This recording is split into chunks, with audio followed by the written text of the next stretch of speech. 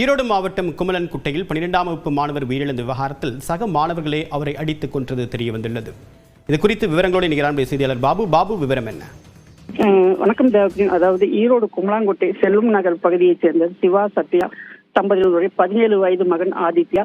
இவர் குமலாங்குட்டையில் உள்ள ஒரு அரசு மேல்நிலைப் பள்ளியில் 12ஆம் வகுப்பு படித்து வருகிறார். இதனிடையே நேற்று ஆதித்யாவை தன்னுடைய தந்தை சிவா பள்ளி சீருடையில் பள்ளியில் விட்டு சென்ற நிலையில் பள்ளியினுடைய எதிரே உள்ள சந்தில் நேற்று மாலை மாற்று உடையில் ஆதித்யா உயிரிழந்திருக்கிறது தெரிய வந்தது. இதனையடுத்து காவல்துறையினர் விசாரணையில் நேற்று ஆதித்யா பள்ளிக்கு செல்லவில்லை என்பதும் மாணவர்களுக்கு ஏற்பட்ட தகராறில் அவர் உயிரிழந்து இருப்பதும் தெரிய வந்தது. இதனையடுத்து காவல்துறையினர் தற்போது 2 மாணவர்களிடம் விசாரணை நடைபெற்று வருகின்றனர்.